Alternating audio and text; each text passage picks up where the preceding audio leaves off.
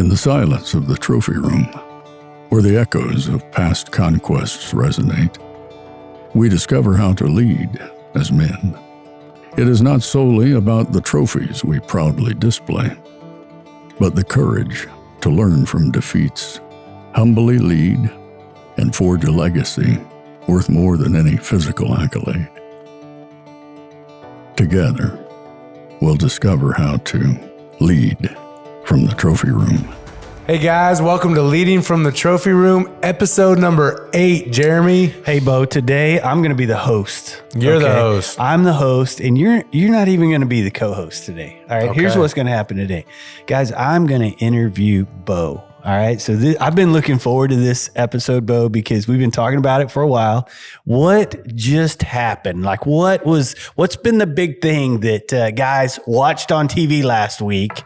What's going on? Texas Rangers won the World Series. That's what I'm talking about. Hey, that was fun. So, Beau, this was like a really big deal because baseball's been your life. Is that right? It's been my life. It is my life, yeah. Now, before we get to your life of baseball, guys, we're going to hear a bunch of stories today. Beau tells stories after stories after stories, and you're going to love the stories, but then we're also going to ask him what God was teaching him through this life of baseball. But Beau, let's start off with the Rangers. You have tell about your little, you got a little connection to the Rangers. I got a little connection to the Rangers. So not only do we live in Granbury, Texas, which is about 45 minutes from Arlington where the stadium is, and then we're going to get into my life history.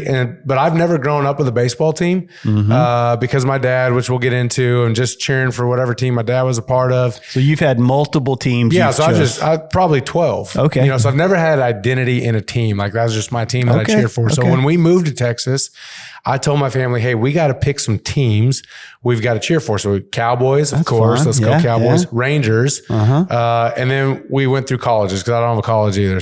So we chose A&M. All right. So A&M, which has been horrible I know, to be a fan of. It's hard. But all right, so the Rangers, it's been fun this year. Like we've got to just buy tickets as fans, take my kids, see them like morph into fans, like standing on the chair, waving the rally towels and cheering. Yeah. Hey, I even saw your wife on TV twice. Yeah, that's just waving cool. the towel and cheering. So So it's been fun as like a non-fan. I've never been a fan before just because it's been our life. But I get to sit there and have joy out of watching my family be fans like of the sport.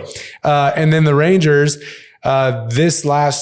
before the season, hired Bruce Bochy, who was the manager of the Giants. And when he was there, my college roommate, my junior year, Donnie Ecker, broke into the big leagues there as a coach, which blew my mind. I couldn't believe it. He wasn't really a part of professional baseball at the time. He was doing some stuff off, and then all of a sudden he's now in the big leagues as a coach. I'm like, what the heck, Donnie Ecker? And then Bruce comes out, he retires, comes out of retirement, become the Rangers manager, and then he assigns Donnie Ecker to be his bench coach / hitting coach of the Texas Rangers. So not only did they become our team, but now my college roommate, my junior year of college, is the bench coach of the Texas Rangers. Dude, that's just fun. It was a lot of fun. It was super weird. Me sitting in the stands, it being my life, and looking down in the dugout and seeing my college roommate as the bench coach of the Texas Rangers. I just got to ask, who had a better batting average? You or him? Me. You had a better? Me. Donnie, I love you, bro. Like I really do. But I'll tell one Donnie Ecker story. All right. Okay, so my junior year of college, I was at Lewis and Clark in Idaho, and our head coach, he's a famous head coach. If you Google him, Ed Sheff was his name. He coached for like 45 years, but he never played baseball. He was like in the military, and he was a boxer. And not a baseball player. He was like football, military, boxer. And he just brought this aspect to the game that was totally different. It was rough. Wow. He had some wild things he did. One of the wild things he did was leading up to Christmas, it was called the Smoker. Part of our training would be to run from the baseball field to a boxing clinic. So we'd go to this boxing facility and train with professional boxers. And then right before Christmas break, we would fight. He would pair us. Y'all would box? He would pair us height and weight. And it just so happened that the guy who matched me perfectly height and weight was my roommate, Donnie Ecker. And so we got to fight each other in the ring with gloves, 3 rounds. I want to believe I beat him pretty well. I bet I bet he would say the opposite. No, Donnie, I'm going to get this to you, and I hope you hear this. He was running around the ring like a little girl. I doubt it. I was chasing him and I beat him. So anyway, I doubt it. The Texas Rangers just won the World Series, and it was fun. And you got to be excited for your old friend. Got to be real excited for him. Like, Donnie, I'm so proud of him. And just, he didn't have a long career as a professional. He went and developed his own thing outside the game, but still teaching kids about baseball, became a hitting coach outside the game, and then gets this position and has just done an incredible job. So really happy for him. What a cool story. Now, Beau, you have a really cool story with baseball. Baseball has really been your life. God caused you to be born into a baseball family. Talk a little bit. Let's hear your story. What was childhood like being born into a baseball family? Yeah, I was literally born almost on a baseball field. Like, my dad. Would your mom say that? My mom says she suffered in a hospital. Okay.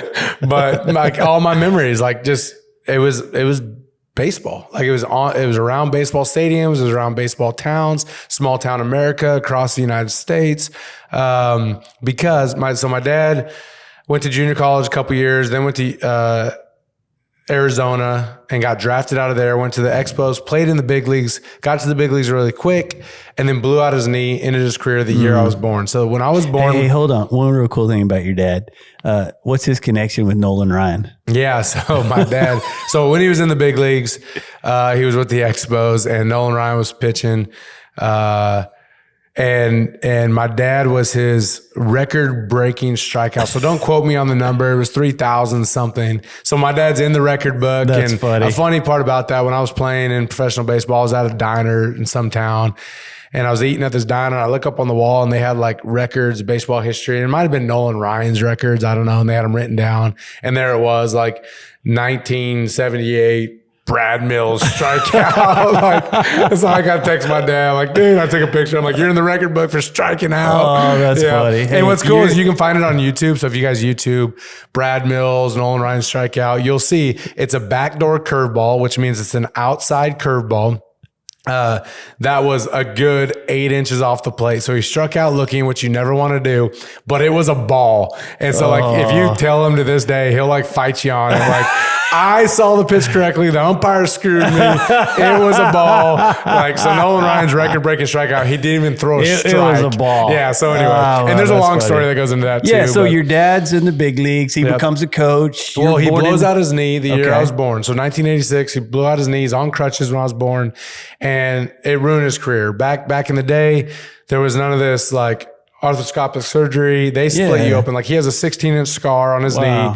Filleted him open, replaced his whole knee, like ruined his career. He's done. Next year, he goes into coaching. He loved, like, baseball is who this man is. Yeah. Like, God created him to be a leader and a leader in sports. He was really good at what he did. And he goes straight into coaching in the minor leagues. Okay. And so, now, Beau, so this is something I didn't realize. So I always thought if you go into coaching in baseball, you're making millions. Yeah. What was like, describe your childhood. Yeah. So my child, a lot of people don't know this about us and the Mills family. And they look at us as like big league and have all the things. And you guys are just spoiled rotten and you don't understand what it's like. Well, growing up, I was born in a double wide. Like, I grew up in a double wide trailer on my grandparents' property. And my dad, just being the man he is, like, good steward of the money, knowing he's like, and just wanted to make it in baseball. He would come, he's making, I don't know, this is 1980s, minor league coach, probably in the 22,000 a year, 25,000 a year with a family of 3 kids. So we got the opportunity to live in a double wide trailer that my grandparents provided us on their 5 acres walnut farm. His parents lived up in the foothills of California, of lemon orchards and orange orchards. And he would come home and he'd drive his dad's El Camino, like 1960 something El Camino. So he never bought a car. Like, my dad never owned a car until, we'll get to that story, in 2004. But for the first 18 years of my life, about 18 years of my life exactly. My dad never owned his own vehicle. Wow. And would come home and he would flip burgers. He would deliver mail. He would do any kind of odds end job to make it through. So how long was he home and how long was he gone?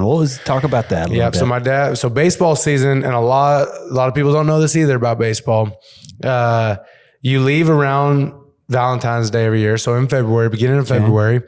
And when you leave, you are gone. You do not come home to your hometown at all until October, November, depending on how far you go in the playoffs. So my dad was gone 9 months out of the year. So when Dad left, you knew Dad wasn't coming back home. Dad was not coming back home. And and back in the day, before all the security, before 9/11, it was back in the day of the airports where you got to walk people right through their gate. And so I remember as a kid, like taking Dad to the airport, knowing he's leaving again, and walking him, having to hug him, say goodbye, and then watching him fly out of my life. Like, I don't know why I'm crying right now, but it was tough, man. Like, so for 9 months, how long? For 9 months out of my life, every year of my life, my dad didn't get to see me grow up, play sports. And it's not like I say that and I feel bad about saying that because I don't want him to hear this and feel like I'm pointing a finger. Like he was doing what God called him to do. And he was so good at it. And he provided for our family and he loved our family. It was just hard. Like that job and that commitment and doing what he loved took him away from us for a lot of our life. You made me cry, dude. Hey, so like one of the things you shared with me earlier was that talk about your dad when he was home. He was present. Because here's the deal. Like as a dad, we all leave in the morning and we come home in the evening. And I have this thing. I'll come home, but I'm still not home. I'm still not present. Your dad seemed like he was present. Talk about that. Yeah, and so I think one of the celebrations and benefits I got from my dad being gone so much is he did a really good job of being intentional when he was home. And this was before cell phones. This was before social media. So he didn't get to like follow me, catch up. We'd have to wait by our house phone with a cord, like for Dad to call. And then you check in, like how'd the week go? Like there was multiple days he'd have to catch up on and when he was gone. And then when he was home, he was just present. We'd work out together. You try to coach our basketball teams because that was the season he was home for. It was during the holidays. He'd be home for November, December, January. So Thanksgiving, Christmas time, we'd play pickup basketball games together. We'd go down to the gym and call buddies. And we just got to do a lot of things together, build stuff together. He wasn't into hunting and fishing, so we didn't do that. I'm trying to get him into that now later on in life. But he was just intentional with all his time.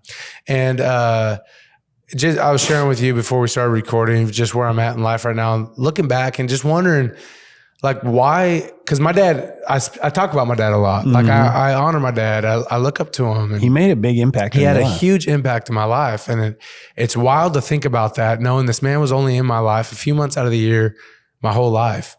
And I think it's because he was so intentional with every minute he had with the time he had with us. And we have so many memories together. And so, I think that's something that we can like grab a hold of as men is, guys, a lot of us work and we work a lot. So that just means when we are home, we do need to be intentional. Yeah. And it's harder today, like because of the social media thing, because of YouTube and because things pull at our interest. Like we can like if I love to hunt and fish, I can get on YouTube and watch some really cool hunting and fishing stuff real fast or get information, always diving into my hobbies. It takes you away from your kids and like their interests and seeing them develop them. And so they didn't have that back then. And you just had that time together, playing cards, doing the things. And just so he was present. Now, hey, so the cool thing, I want to skip to what it was like to be the son of a coach in Major League Baseball. You got to have some cool experiences. Yeah. Even the names you throw out some names of people that you know that are just because of the baseball thing. Yeah, that's a good question. That's a fun question. Before we get there, I do want to honor my mom. Oh, wow. With talking about this. Like that woman raised us for 8 to 9 months every year by herself. Like it's incredible that my parents have been married for 46 years now, 46 years of marriage through a lot, no money, 3 kids, living in a double wide. Like she made ends meet. She got things done. She just survived day in, day out by herself. And so it was more than just you. You had sisters. I have two older sisters. So she's taking care of all three of y'all by herself while your dad's out working, trying to make a living, trying to grow. So I would just be doing this whole podcast a disservice if I didn't honor her, saying, Mom, I see you. You did an incredible job. And I know how hard it was to not only not have your husband around, but to then just being the sole parent, like having to do double duties with everything. So what's fun is I know your dad and I know your mom. Honestly, your personality is probably more like your mom. Like the fun, the loud, the outgoing, love people. Yeah, it's really cool. So to answer your question, I got to experience a lot. Got to be around a lot of big time people. Got to see how they live, how they talk, how they work. Their work ethic, and just get to experience life with them.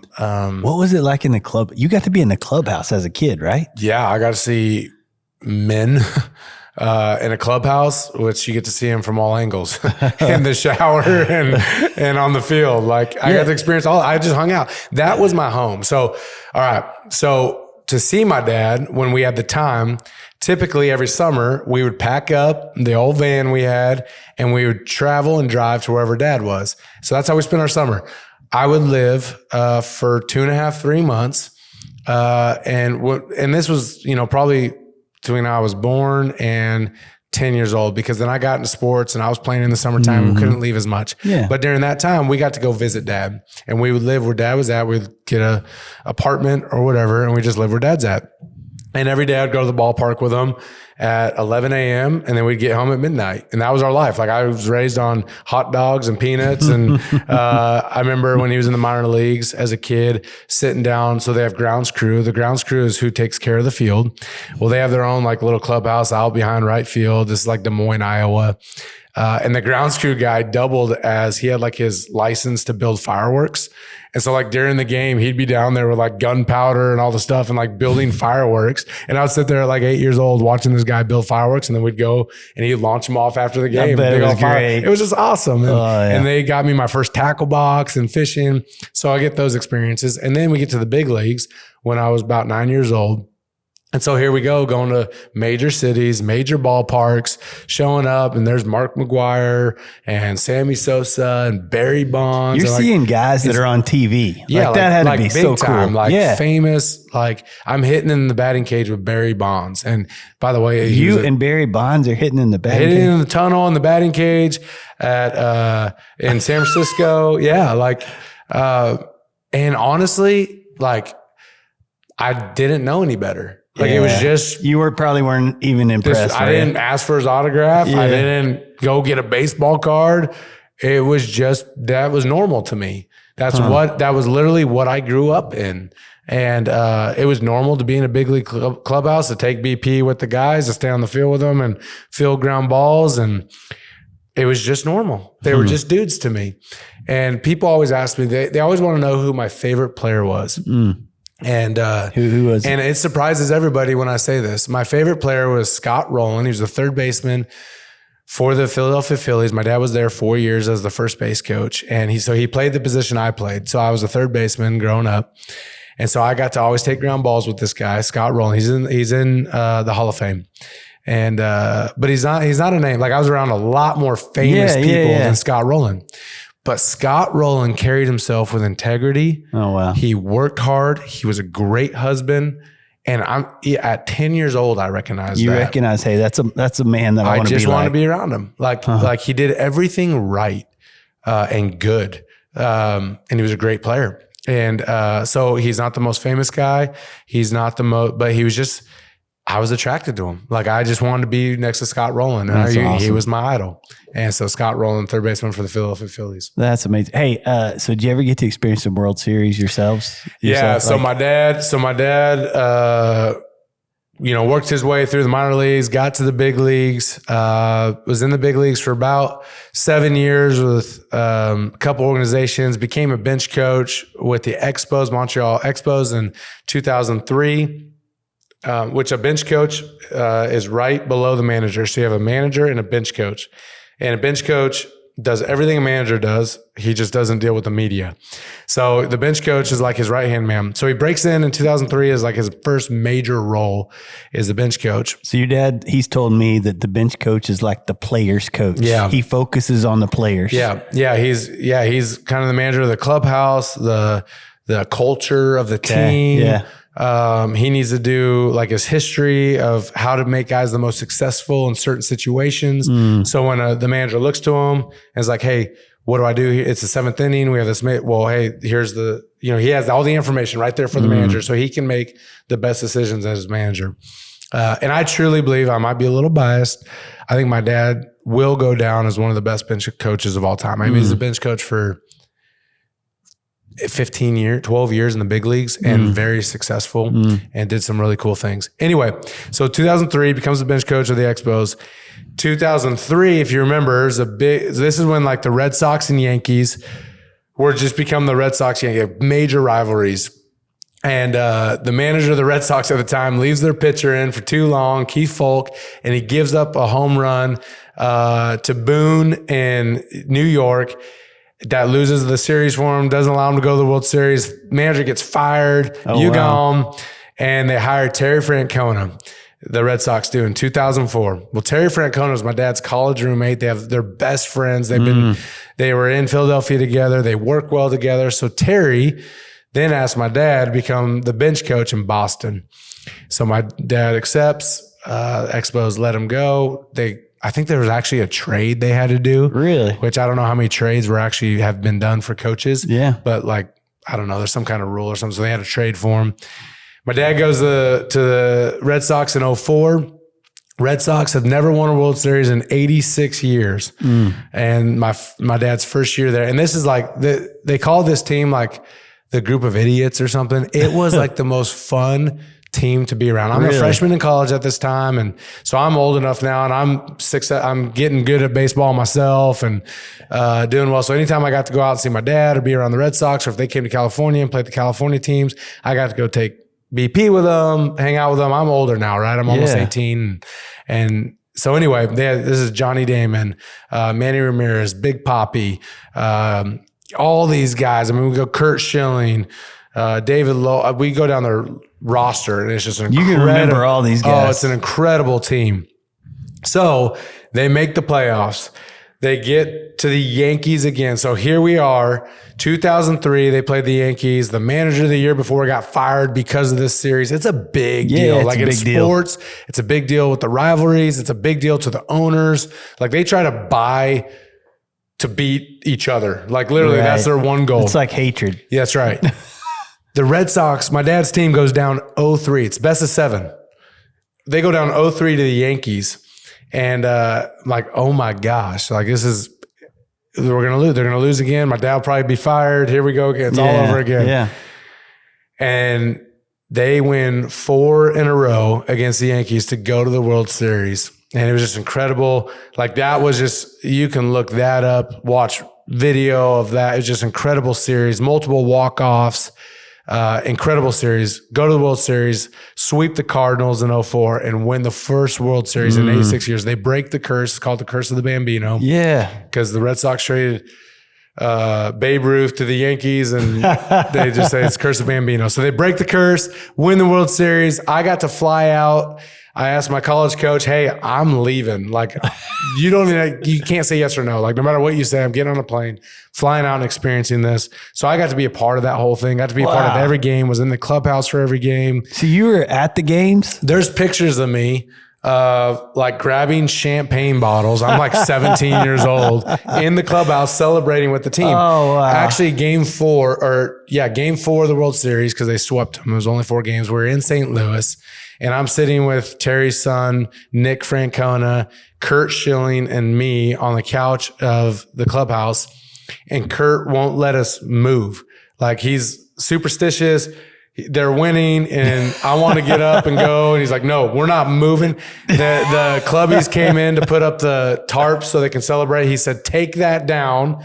I saw the Yankees do that for 4 straight games against us. do not put that up until we win. Wow. And so I got to experience that whole thing with Kurt Schilling. They win, celebrate. We go running out through the dugout onto the field. Just incredible time. Yeah. Wow. And I get to put on the shirts, the hats, grab the champagne bottles, spray them.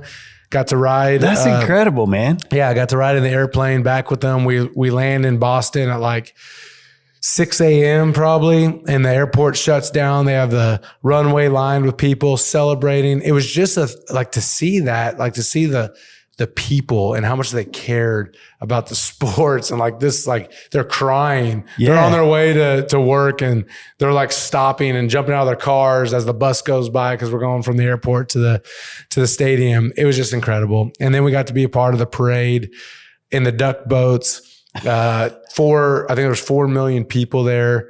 So we're there. I'm waving to people. I think I'm a part of the team. And then we go in the Hudson River. This is November, freezing cold. People are jumping off the bridges into the river. It was just incredible. Those experiences. So I have a ton of experiences. Yeah. Like so that. We can't share all those experiences, but we'll try. I'll get more baseball stories out of it. Yeah. Okay. So you really got to be a part of some really cool. Like that's just great stories. I'm sitting here going, wow. Like you probably really didn't even realize how cool your life was. Yeah. So looking back now, how do you think like what was God doing in you? And like how are you using that now? Because everything in our life, like past strengths, past pain, passions that we have, like we're to use those, we're to steward those for God, His kingdom, even our families. So how did those contribute to where you are now, what you're doing now, and kind of the responsibility you feel now? Yeah. And so I'm now a pastor at a church that I never thought I'd be in ministry, period. And so to look back and look at the development and story of my life that God's like put me in and I've walked through, and the hurts and the pains and the celebrations and I'm just so thankful for like all of it. Like there's some hard stuff, some real hard stuff, and there's some real big stuff like the World Series we just talked about. And I'm thankful for all of it. And I see God like developing me and develop me through those times and put me around people and men and famous people to be able to share stories and connect with a lot of different people. Ministry, all it is sharing the gospel of what Jesus Christ has done in my life and sharing that with people to encourage them to maybe look to something different, to the truth that can truly change their life. And it helps to have experiences that people could look to, relate with, or admire to give you a relationship with. And so I'm just thankful with being able to tell stories, like be able to sit here on a podcast and have men listen and be like, yeah, I was in a duck boat. I was part of a World Series with a bunch of dudes, a bunch of famous guys. And God can use me like through that. Like, and here I am, like he's shaped me and developed me all the way to this position to be able to relate with men and point them to Jesus. So what I like about your story, Beau, the Bible talks about becoming all things to all men so that all men may be saved. So you can relate to the guy that has had a hard life with dad not around much. But you can also relate to the guy who's had an incredible life and has been blessed beyond measure. And to be able to have both of those experiences has to keep you in balance, has to keep you in check. And I've seen you live a life of gratitude and thankfulness and joy. And I think a lot of that is because of the pain you've gone through, but also because of the blessings you've experienced. It's really cool to see that. That's good. I'm thankful for every part of my life. Like you get to points of your life and you get to look back. And yeah, I'm just grateful. I'm honored to be sitting here today, and I'm thankful for all the experiences I have. And we have a ton of stories that I could keep sharing. We haven't gotten into my career yet, being drafted. We'll do that on a different podcast. I love that. But this is fun for me. Hey, let's do that during baseball season. We'll do that during baseball season. That'd be fun. That'd be fun. Good. Hey guys, here's my takeaway from today, Beau, is whatever God entrusts you with, okay, whatever experiences, whatever talent, you had some talent, whatever place that you're at in life, like God calls us as men to steward that, to use that, to manage that in such a way to bring him honor and bring him glory. Man, I think you're doing a great job with that. Guys, that's our challenge for you. as we continue to lead from the trophy room. Guys, we love you. Keep leading. See ya.